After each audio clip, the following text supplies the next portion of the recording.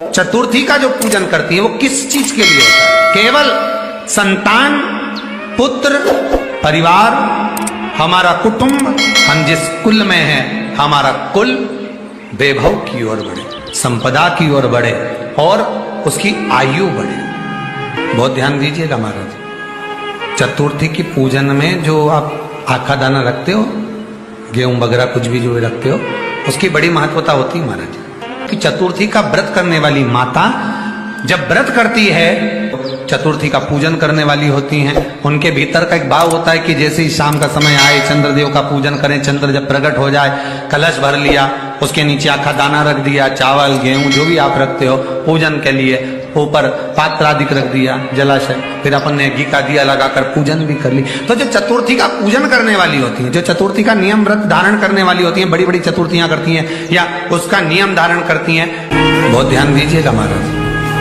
चतुर्थी की पूजन में जो आप आखा दाना रखते हो, गेहूं वगैरह कुछ भी जो रखते हो, उसकी बड़ी महत्वता होती है महाराज।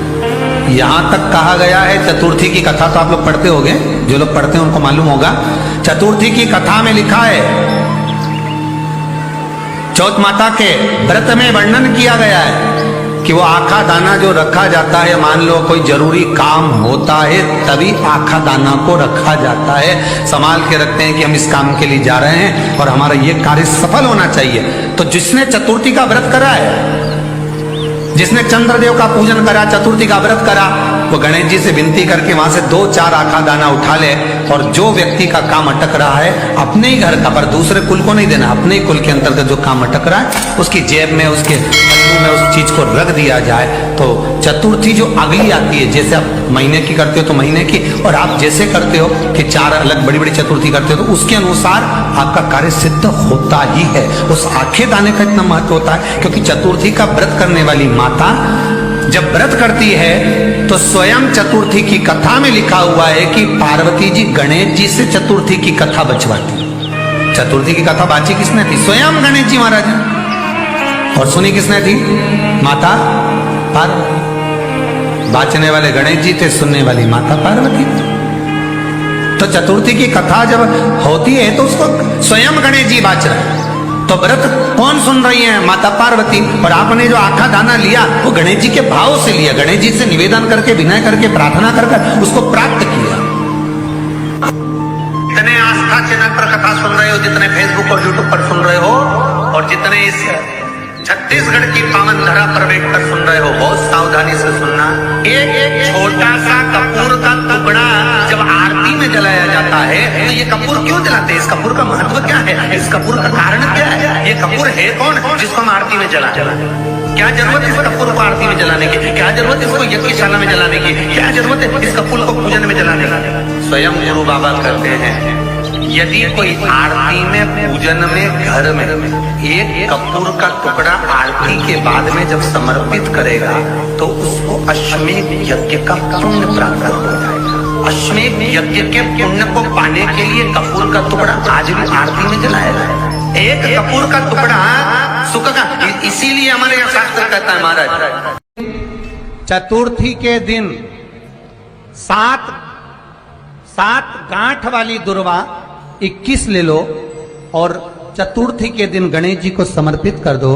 पंचमी तिथि को उस दुर्वा को उठाकर दूध में डाल दो और उस दुर्वा को दूध में डालकर उस दूध में उस दुर्वा को मल लो, और जिसके सफेद चमड़ी पड़ गई हो, चर्म रोग हो गया हो, उस दूध को उस दुर्वा के साथ, दूध नहीं भी हो तो पंचमी के दिन दुर्वा का लेपन शरीर पर कर लें। आधे घंटे तक करने पर पंचमी को प्रदोष काल में स्नान कर लें।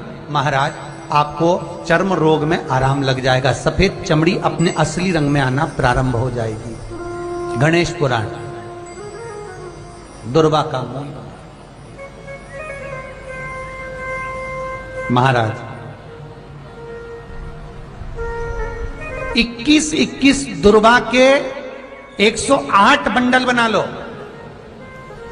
अगर एग्जाम में बैठ रहे हो, सरकारी परीक्षा में बैठ रहे हो, पास नहीं हो रहे, नौकरी नहीं लग रही, बहुत जगह इंटरव्यू दे दिया, 21 दुर्वा के 108 बंडल बनाओ, उसकी माला बनाओ और देवी के मंदिर में माता जगदम्बा के मंदिर में, अर्थात जहां शंकर पार्वती पूर्ण परिवार विराजमान हो, ऐसे देवी के मंदिर में गणेश जी के गले में वो माला अर्पण करिया है, अपना नाम बोलकर और जिस एग्जाम में बैठ रहे हैं उसका भाव वर्णन कर महाराज, और वहीं से एक पुष्प लेकर अपने कमरे में जहां पढ़ते हो कांच की प्लेट में उस फूल को रख दीजिए और दूसरे दिन एग्जाम के लिए चले जाइए, आपको उसका फल अवश्य मिलेगा, अवश्य मिलेगा, आप उसमें उत्तीर्ण होंगे, फल प्राप्त होगा। दुर्वा सुख का अनुभव करा देगा, आनंद का अनुभव। घर में शांति ही ना रहती हो, सुख ही नहीं है, क्लेश 24 घंटे बना हुआ है घर में, ना कोई बात ना कोई प्रसंग, उसके बाद भी सबका मुंह फूला हुआ है, उसके बाद भी सबका चेहरा उतरा हुआ है। हमें सुख और शांति ये दोनों चीजें नहीं हैं, वो निवेदन है। लाल वस्त्र में लाल फूल रखकर उसमें थोड़ा धना, धना जानते हो वो खड़ा धना आता है, धना पाउडर नहीं, धना हरा धना, और 5 गोल सुपारी,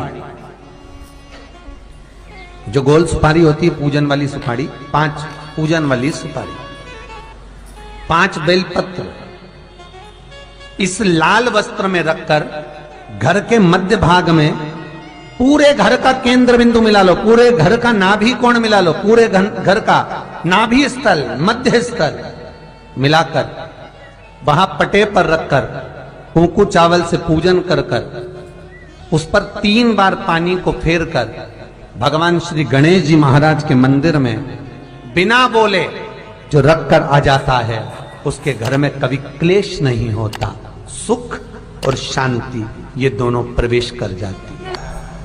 भगवान शंकर का शिवलिंग बेलपत्री के पेड़ के नीचे बनाना, साथ में गोबर के विनायक बनाना, गोबर का गणेश, और गोबर का गणेश बनाकर एक छोटी सी पिंडी जैसी माता जगदम्बा के लिए एक ढेली रख देना गोबर की, महाराज मिट्टी या गोबर की। इन तीनों स्वरूप का पूजन आप करना बड़े प्रेम से, चंदन चंदन आदि अक्षत पुष्प समर्पित कर कच्चा दूध तीनों पर चढ़ाना, दही तीनों पर चढ़ाना, शहद तीनों पर चढ़ाना, घी तीनों पर चढ़ाना, शक्कर तीनों पर चढ़ाना, पूजन कर कर एक इतना बड़ा लाल वस्त्र, लाल वस्त्र, उस लाल वस्त्र पर अपने हाथ के छापे बनाकर कामना कर कर कि हम पति पत्नी में कभी झगड़ा ना हो, प्रेम बढ़े, क्लेश ना हो, आनंद बढ़े, छापे लगाकर उस वस्त्र से उन मूर्तियों को ढाक देना, पूजन कर कर घी का दिया लगाकर ढाक दीजिए। 108 चावल के दाने लेकर एक एक चावल का दाना अपनी कामना कर कर उस वस्त्र पर डाल दीजिए, वस्त्र का चावल अपने ऊपर बाद में छिड़क लीजिए, मूर्तियों का पूजन कर फिर वापस पूजन कर कर विसर्जन कर दीजिए। अगर अदालत में केस भी चल रहा होगा तलाक तक का, तो भी प्रेम बढ़ सकता है और आपका जीवन सुखमय हो सकता है, आनंदित हो सकता है। कोई पैसे नहीं दे रहा, अवश्य करें। कोई धन नहीं लौटा रहा, अवश्य करें। कहीं किसी कंपनी में आपका पैसा उलझ गया है, नहीं मिल रहा है, अवश्य करें, मिलेगा फल।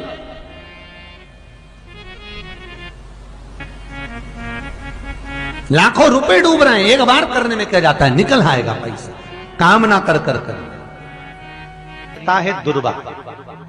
क्या प्रियता है? दुर्वा। कितनी दुर्वा गणेश जी को समर्पित करी जाती है? मात्र 5। कितनी? आज के जमाने में लोग गट्ठा बनाकर चढ़ा दें, वो अपनी जगह पर है। 5 दुर्वा पंचम इंद्रियों को वश में करने के लिए और भगवान के 5 जो स्वरूप हैं उनको अपने भीतर उतारने के लिए 5 दुर्वा। और दुर्वा में भी 3 गांठ। जब दुर्वा समर्पित करी जाती है तो उसमें नीचे दुर्वा की डंडी पर गांठ रहती है, 3 छोटी छोटी गांठें होना चाहिए। कितनी गाय? जो भगवान को समर्पित करी जाए। गणेश जी का जो दांत टूटा है उस दांत की ओर गणेश जी को दुर्वा समर्पित करी जाती है। इसलिए हमारे करा करो। अगर घर में संपदा लक्ष्मी नहीं आ रही हो, व्यापार व्यवसाय नहीं चल रहा हो, नौकरी सर्विस नहीं मिल रही हो, बहुत तकलीफ हो, 7 बेलपत्री केसर को घिसकर चंदन बनाकर बेलपत्री पर बीच वाली पत्ती पर ओम लिखना है। दोनों पत्तियों पर भी एक आद्यशक्ति जगदम्बा के नाम की केसर की बिंदी लगाना है, दूसरे में श्री गणेश रिद्धि सिद्धि के नाम की बिंदी लगाना है। शिव जी पर समर्पित करते जाना, शंकर को चढ़ाते जा।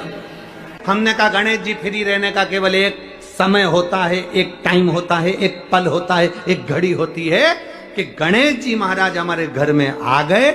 गणेश जी की सबसे पहली जो आरती हो, उस आरती के समय पर अगर धूप बत्ती जलाई जाए या गोबरी को जलाकर उसमें गूगल छोड़ी जाए और गूगल छोड़ने के बाद गणेश जी का नाम ध्रुम वर्ण कह दिया जाए तो गणेश जी को तुम्हारे घर की पूजा स्वीकार करना पड़ती है। बस वो समय हम जानते। हम तो बस उतना जानते हैं कि शिव महापुराण में लिखा और मुद्गल पुराण में लिखा, गणेश पुराण में लिखा, गणेश जी का एक नाम होता है ध्रुम वर्ण। क्या नाम है? ध्रुम वर्ण गणेश जी का एक नाम होता है। जब हम धूप जलाकर और धूप लगाने के बाद में गणेश जी की सबसे पहली आरती करने के पहले अगर हम सबसे पहली आरती गणेश जी की कर रहे हो, अपने घर में स्थापना कर रहे हो, बिठा रहे हो और तुम चाहते हो कि गणेश जी मेरे घर में आके मेरी पूजा को स्वीकार करें और जो मांगू मेरा गणेश मुझे दे 10 दिन के अंदर, तो पहला नाम लेकर पुकार लेना ध्रुम वर्ण विनायक, बैठो, बस काम हो गया। वो फ्री होकर आता, वो बैठता अलमस्तता में बैठता। मुझे जल में विसर्जन करेगा, मेरा ताप तो मिटेगा ही, साथ में जो मुझे जल में विसर्जन करेगा उसके जीवन के भी ताप को मैं मिटा दूंगा। जहां गणेश जी बिठाओ, गणेश जी के आसपास में कम से कम एक हल्दी की और एक कुंकू की 2 बिंदी अवश्य लगाना चाहिए, रिद्धि और सिद्धि के नाम से। कारण क्या होता है कि जब हम गणेश जी का विसर्जन करते हैं तब हमारे घर में से रिद्धि सिद्धि नहीं जाना चाहिए। जब हम गणेश जी का विसर्जन करें तो वो जो 2 बिंदी हमने हल्दी और कुंकू की लगाई है वो रिद्धि सिद्धि के रूप में हमारे घर में रहना चाहिए। कि बहू हमारे घर में, बेटा भले कहीं पर भी जाए घूम फिर कर वापिस आएगा, बेटा भले जाए फिर आ जाएगा, कोई कार्य से गया होगा, कोई कारण से गया होगा। तो गणेश जी बिठाने वालों को ये स्मरण होना चाहिए कि गणेश जी का विसर्जन हो पर रिद्धि सिद्धि का विसर्जन। 2 बिंदी जहां गणेश जी बिठाए उस दीवार पर हल्दी और कुंकू की लगा दीजिए कि रिद्धि सिद्धि हमारे घर में। गणेश जी वहां से उड़ भी गए, गणेश जी वहां से चले भी गए, गणेश जी वहां से विसर्जन भी हो गए, तो रिद्धि सिद्धि हमारे घर में, क्योंकि बहू का घर में होना जरूरी है, रिद्धि सिद्धि का घर में होना जरूरी है। और जहां रिद्धि सिद्धि होगी गणेश जी वहां आएंगे, निश्चित है। रिद्धि सिद्धि का होना जरूरी है। घर में अपने जहां गणेश जी बैठे वहां पर 2 बिंदी, एक हल्दी की एक कुंकू की, 2 बिंदी ये भाव से लगाए। अगर बिंदी नहीं लगाना है तो 2 स्वस्तिक बनाए, 2 स्वस्तिक बनाए, वो भी रिद्धि सिद्धि का। हिंदू धर्म में 2 तरह के गणेश जी का प्रमाण कहा जाता है, एक राइट सूंड के गणेश, एक लेफ्ट सूंड के गणेश। राइट सूंड का जो गणेश होता है वो घर में रखा जाता है और लेफ्ट सूंड का जो गणेश होता है वो अपने ऑफिस में, व्यापार की जगह पर, दुकान में, धंधे में, पानी में, सर्विस में, नौकरी में लेफ्ट सूंड का गणेश रखा जाता है। जिसकी दुकान, व्यापार, व्यवसाय में अगर राइट सूंड का गणेश रखा जाता है तो लक्ष्मी आती है पर टिकती नहीं है। इसलिए घर में सीधी सूंड का गणेश और दुकान, व्यापार, व्यवसाय में, ऑफिस में उल्टी सूंड का, 2 गणेश। तो इसका मतलब ये थोड़ी ना कि तुम्हारे घर में गणेश जी बैठा तो तुम उठा के कोई बदल लिया यहाँ कहीं। तो गणेश जी की 2 धर्म पत्नियां, वैसे तो गणेश जी की कुल मिला के 5 पत्नी है। कितनी है?